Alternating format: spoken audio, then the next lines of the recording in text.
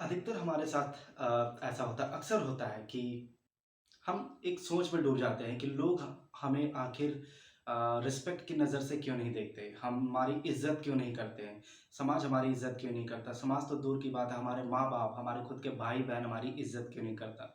और ये एक ऐसी चीज़ है, रिस्पेक्ट। रिस्पेक्ट जो कि एक अमीर से लेकर एक गरीब आदमी भी चाहता है। रिस्पेक्ट का भूखा हर एक होता है। तो हम अधिकतर यही सोचते हैं, हमारे ज़हन में होता है कि ये मिलता कैसे है या हमारी इज़्ज़त क्यों नहीं होती। तो सबसे पहली बात तो ये है कि ये रिस्पेक्ट एक ऐसी चीज़ है, जो किसी से माँगा या किसी को दिया नहीं जाता है।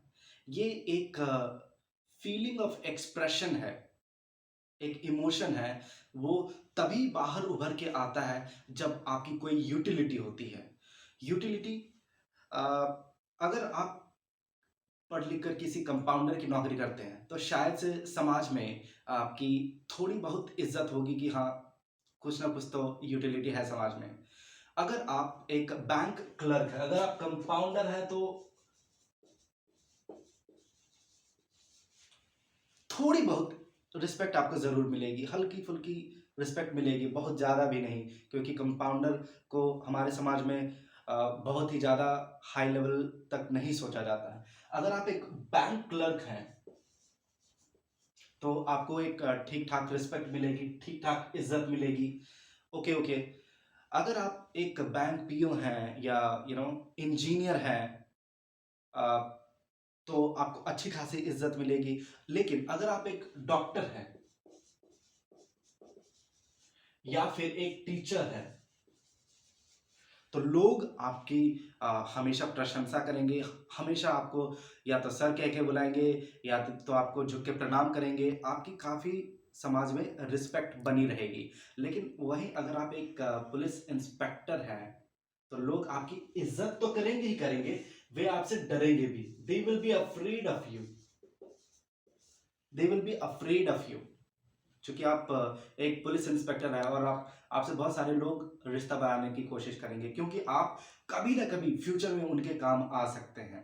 लेकिन क्या हो कि अगर आप इन सब से आगे एक आईएएस या फिर एक आईपीएस ऑफिसर है, तो क्या होगा? तो आपकी सिर्फ मोहल्ले में नहीं, पूरा गाँव, इनफैक्ट जितने सारे लोग आपके सगे-संबंधी, दूर के चाचा के, फूफा के, दादा के, मामा के, जितने भी लोग हैं, सब आपके करीब आ जाएँगे आपसे आपको अ, अपनी रिश्तेदारी याद दिलाने के लिए। जिनके बारे में आपने ज़िंदगी में नहीं सुना है, वो भी आ जाएँगे, आपको ये बताएँगे कि वे आपके मामा के, फूफा के, दादा के, चाचा के छोटे बेटे हैं। और इस तरह से वो आपको इस तरह की फीलिंग दिलाएँगे जैसे वो आपके बहुत करीबी है। सो बेसिकली ये होता क्यों है? ये होता इसलिए है क्योंकि वे आपकी यूटिलिटी जानते हैं, आपकी उपयोगिता जानते हैं समाज में, आपका लेवल, आपका स्टेटस जानते हैं समाज में, और उनको पता है कि भविष्य में कभी न कभी जब उनको ज़रूरत पड़ेगी, आपकी एक छोटी-सी मदद उनकी भी ज़िंदगी बना सकती है, जब आप इस लेवल पे होते हैं। इसीलिए इनकी आप समझ लो कि वे आपके पैरों पे गिर जाएँगे, वे आपकी लिटरली पूजा करेंगे। आप कुछ भी बोलेंगे, वे हाँ में हाँ मिलाएँगे। आप बोल दोगे सूरज को चाँद और चाँद को सूरज, तो उसको भी वो हाँ बोल देंगे। इस लेवल की आपकी रिस्पेक्ट बनी रहेगी समाज में। बेसिकली ऐसा होता क्यों है? It's all about utility, utility and the status. So आपका स्टेटस ही आपको रिस्पेक्ट देता है। समाज में आपकी जैसी स्टेटस रहेगी, उसके हिसाब से आपको रिस्पेक्ट मिलेगी। इन शॉर्ट, वे आपकी नहीं, आपके औकात की, आपकी स्टेटस की इज्जत करते हैं। एक जब कोई नेता या मंत्री बन जाता है, जब कोई आईएएस आईपीएस बन जाता है, बड़े पद पर नियुक्त हो जाता है, तो उनका लेवल ऑफ रिस्पेक्ट एक 7वें लेवल पे पहुंच जाता है। और वही आदमी जिस दिन रिटायर होता है, या नेता के पद से भी रिटायरमेंट हो जाती है, उसके बाद उनकी उपयोगिता समाज में शून्य हो जाती है। ऐसा नहीं कि उनकी रिस्पेक्ट नहीं रह जाती है। उन्होंने जो थ्रू आउट द ईयर या 25-30 साल की जर्नी में जो उन्होंने रिस्पेक्ट कमाया, वही रिस्पेक्ट धीरे धीरे धीरे धीरे डिग्रेड होती जाती है और वही रिस्पेक्ट उनको मिलती रहती है उम्र भर तक।